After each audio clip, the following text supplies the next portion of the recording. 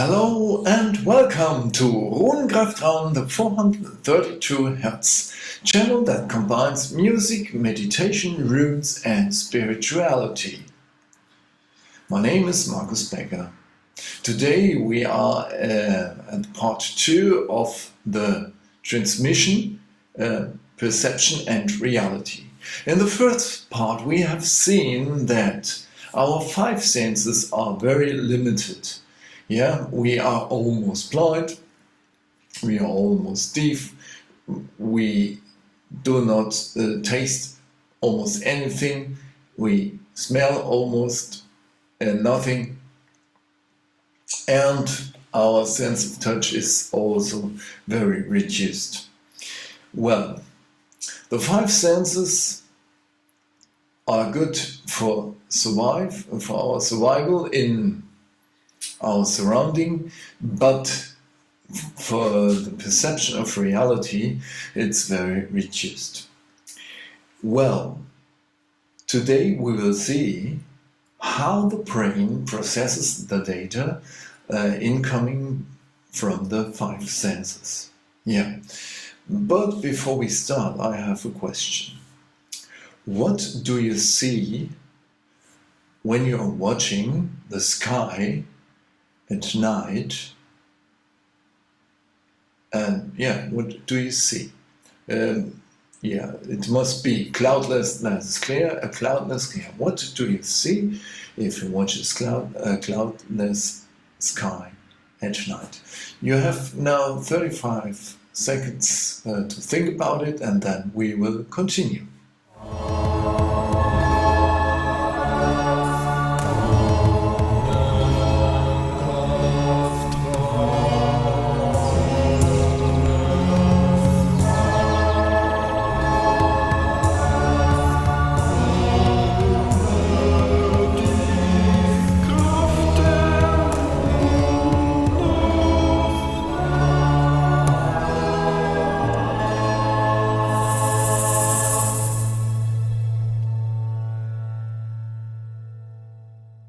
Well, what do you see when you're watching a cloudless sky at night? What can you see? Well, you will answer, yes, I see the stars. Well, I see some planets, Venus perhaps, the moon, the polar star, and so on. But what do you see really? Well, what do you really see? You only see some lights and the sky. How do you know that they are stars, that they are suns? You do not know. Why do you know? Because you are programmed, because your filters are activated, and was told to you that the lights in the sky are stars. You do not know if that's true. Yeah. And what is very impressive, there is not only one picture of our Earth from the sky.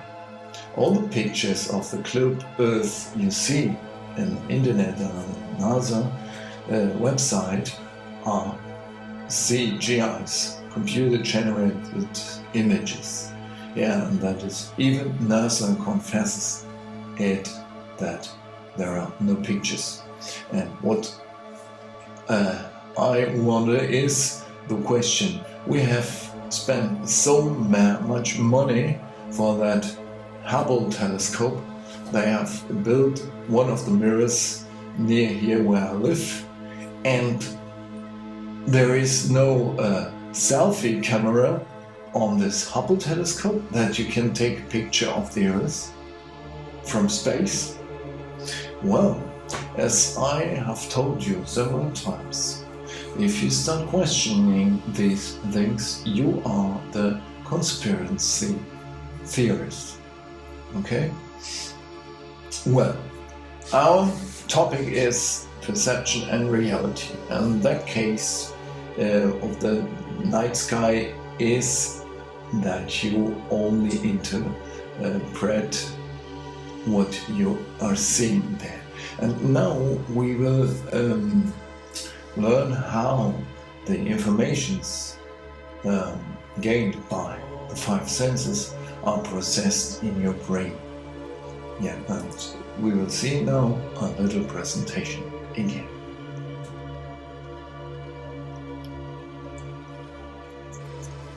Well,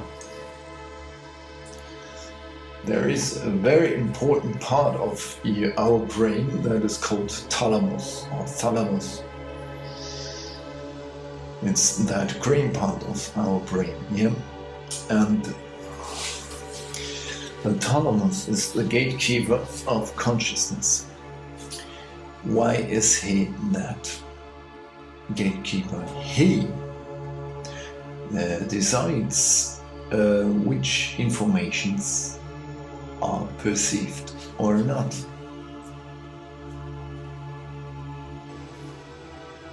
Unconsciously, you are perceiving about 40 informations per second.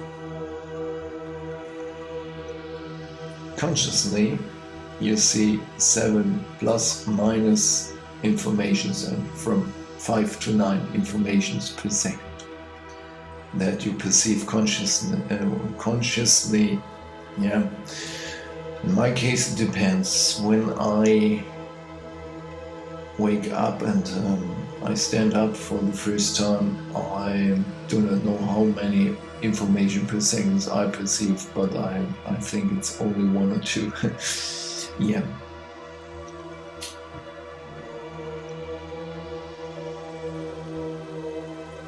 So, and this thalamus is programmed by your filters. And what are these filters? It's education, what we call education, culture and religion, and clear your complete life experience. Yeah, you only can perceive what you know. And there was a scientific experiment, I do not know, I think it was at the Academy of St. Martin in the Field, and they had invited many atheists, scientists,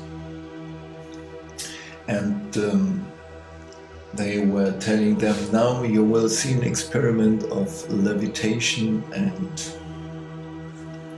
yeah, they had to focus and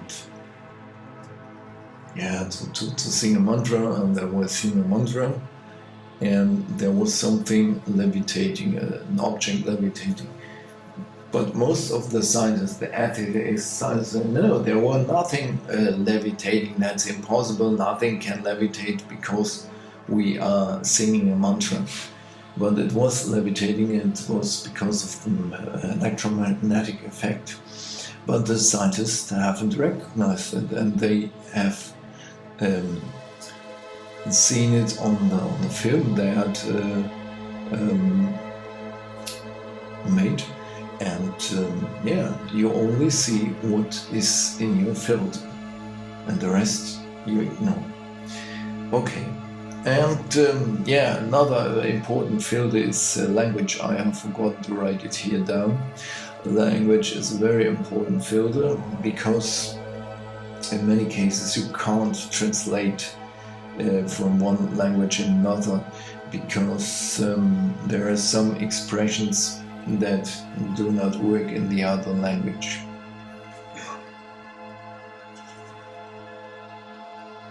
The monster stream media, they are creating many artificial world views. Yeah, the monster stream media are creating many artificial realities and world views. Yeah, I think it is better to switch off TV. It's been about 10 years that I have stopped watching TV and watching news, and my life has improved in a very impressive way. Yeah, because on TV you only see fear, fear, fear, always fear, and and if you check the information you see in the news, you'll always find out that most of the information you have seen are lies. Another exercise you can do is a gratitude exercise to change your focus. Yeah, when you start observing all things you have and you are grateful for everything that is good in your life, for example, a good cup of tea or a good cup of coffee in the morning, your dishwasher, everything you have, and you start being grateful, you will see that your focus will change, your filter will change. Yeah, and if you want, you can write it down every night before you go to bed. 10 things that were very good and during this day and you are grateful for.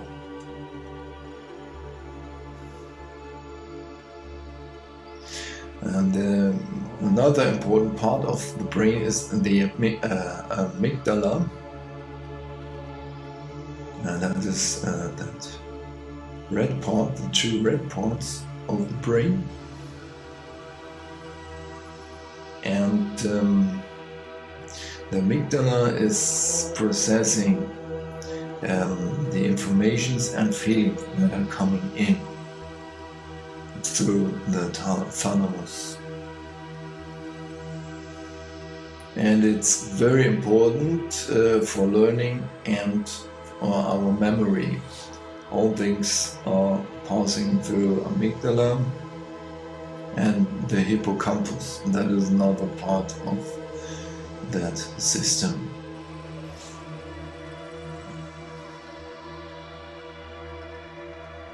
Yeah, and it's the alarm switch, the alarm button. If the amygdala recognize danger, then it gives the alarm.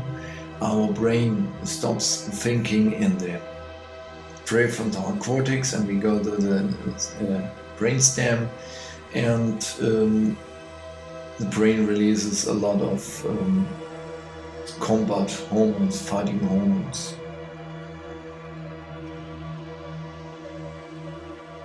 Yeah, alarm situations. For example, amygdala recognizes danger in case of threat of life and limb. Yeah. Then it starts warning, you get alert, and you have 3 options. Yeah, that is fight, to simulate death, or run away, to flee. And in the case of a lion in Africa, it's very good if you have fear and your amygdala sends alarm to your brain. But in today's world, it's not so often that a lion is threatening our life. It's more anger, rage, and stress. And it's the same situation of danger. Yeah, for your brain, it's the same thing. There is no difference. Yeah, and the amygdala triggers our fears, and yeah, and that way, as I told you, there is a release of 7 hormones. We will see in the next slide. The answer how you can calm down your amygdala is meditation and mindfulness, and in that way you can lower the threshold of irritation. Yeah, if you are regularly meditating, there are some researches, scientific researches on this topic that prove it, that if you meditate regularly, your threshold of irritation is going down. Yeah, and you stay every time calmer and calmer.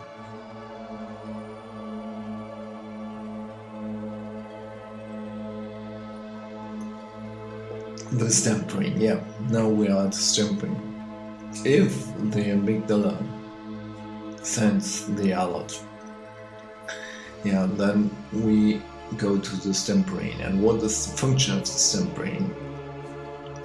The stem brain regulates essential life functions and reflexes. For example, your breathing. Yeah, if you had to think consciously about breathing, you would die when you are sleeping. And also the reflexes are regulated by the stem brain. If there is a danger, you go on the side very quick. Yeah, you are jumping and are going away quickly. Yeah, in the case of danger, there are three options that I have already mentioned before. It's flight, fight, or rigidity. Yeah, and if you're in danger and you are fleeing from a wild animal, yeah, you can get up on a tree and you are safe. In that case, your body reduces the neurotransmitter. Yeah, because in the case of danger, your body or your brain releases adrenaline, noradrenaline, and cortisol. And adrenaline and noradrenaline gives you much energy. Without preparing your body, you must not, you do not need to heat up your body like the sportsmen and sportswomen always do before doing sport. And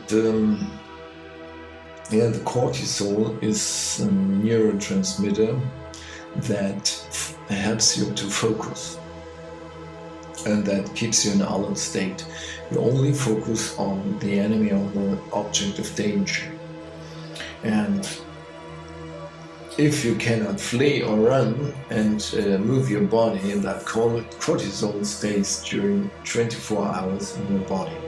It means that you will sleep bad the following night because you have no deep sleep. You are sleeping like a dog, always on alert. Is there a danger? And these neurotransmitters, they give you, in the case of danger, energy boost, increased breathing impulse, and you focus on your enemy, as I told you.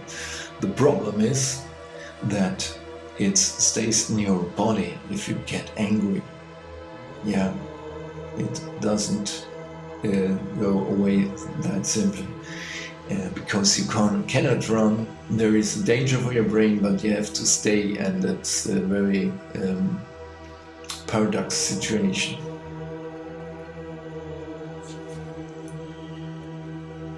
Fight. Yeah, the fight is the amygdala sends the signal of danger. We are switching from the prefrontal cortex to the brainstem. Yeah. And in that way we cannot think anymore. If there is a car running up to you, it's good if you go to the brainstem and to jump away. Because if you start thinking consciously, oh, there is a car coming up to me with a high speed, yeah, you are already dead.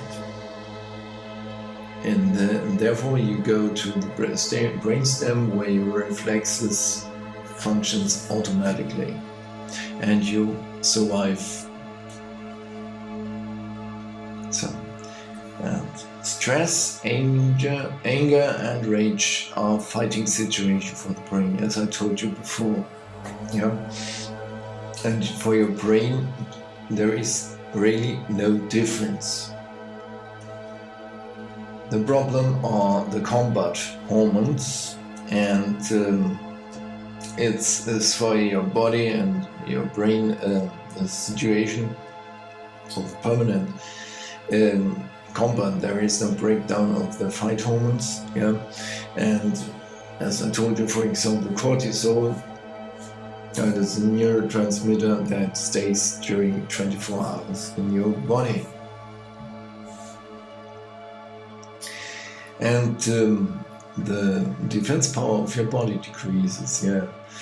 There is a higher risk of heart attack, of getting ill, yeah, and in that case you are switching on DNA that causes diseases.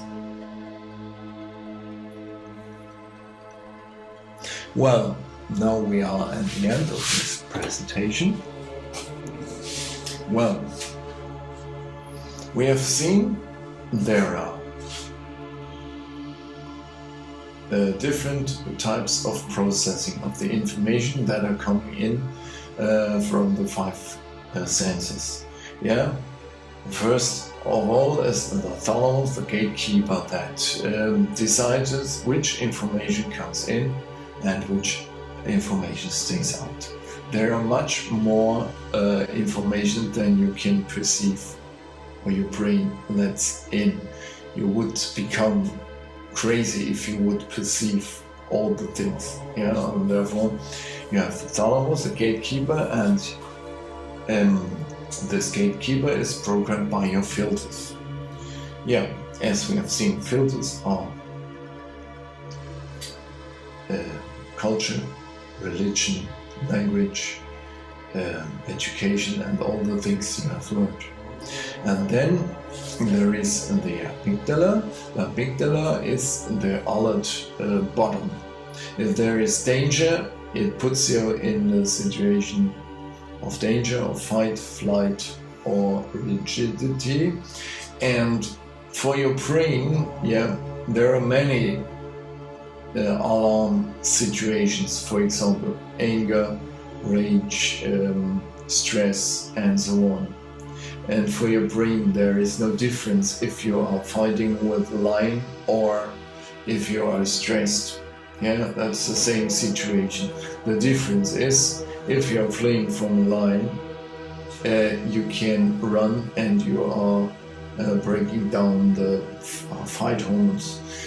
If you are at work and you get angry because of your colleague, for example, you cannot break down this fight hormones, and they stay all the time in your body, and you stay stressed. You have a higher respiration, your heart beats faster, and so on. The risk of heart attack is bigger, and the cortisol needs 24 hours before your body breaks it down and you sleep bad, and this is increasing the level of stress at the end.